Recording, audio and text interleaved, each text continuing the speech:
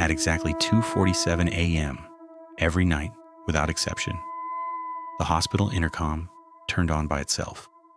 No warning, no announcement, no human voice behind it, just a soft electronic click. And then, a voice, low, flat, emotionless, reading names. At first, no one paid attention.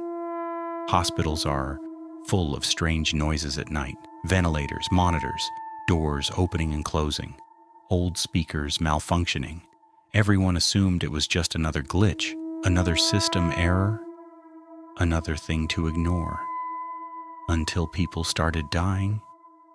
This happened at St. Maro's Medical Center, a regional hospital built in the 1970s. Concrete walls, flickering fluorescent lights, long corridors that never seemed to end. At night, it felt abandoned. Only a few nurses, one security guard, and a handful of patients. After midnight, the building seemed to fall asleep. But at 2:47 a.m., it always woke up. The first night it happened, only 3 people heard it. A nurse in the intensive care unit, a janitor in the East Wing, and a medical resident on break. They all heard the same thing.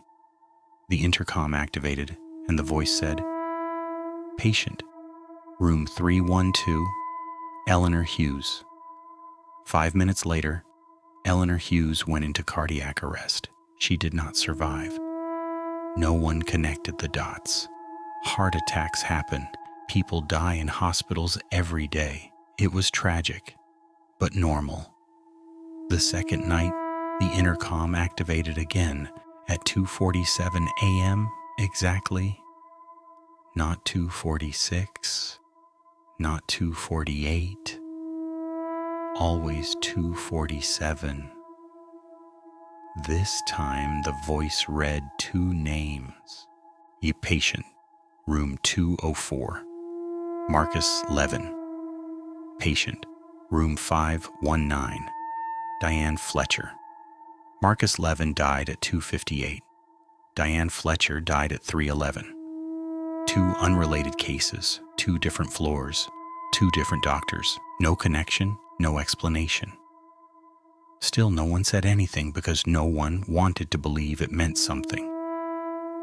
By the third night, people started listening.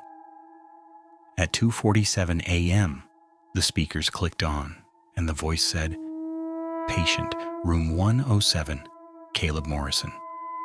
Patient, room 441, Nora Patel. Patient, room 390, Henry Walsh." All 3 were dead before sunrise. That was when the rumors started.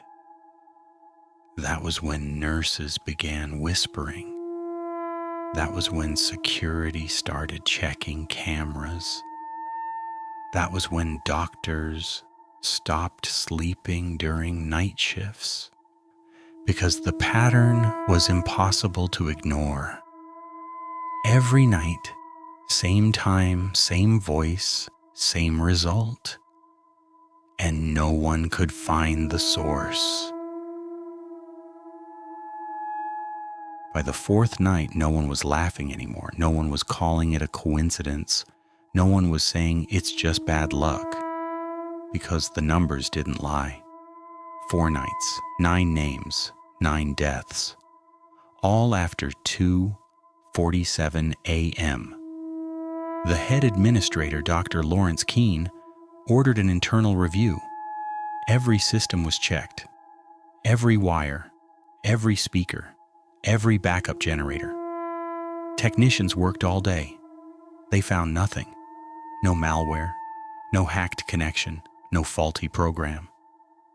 The intercom system was clean, perfectly functional. Too functional. On the 5th night, security was instructed to monitor the system manually. 2 guards were assigned to the control room. 1 camera pointed directly at the main console. All audio channels were disconnected. All automated announcements were disabled. Everything was supposed to be offline. At 2:46 a.m., the room was silent. No alerts, no lights, just the low hum of electricity. 2:47. The screen lit up by itself.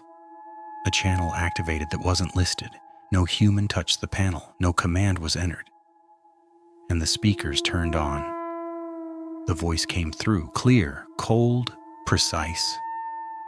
Patient, room 615. Samuel Ortiz. The guards froze. One of them reached for the emergency phone. The other stared at the screen in disbelief.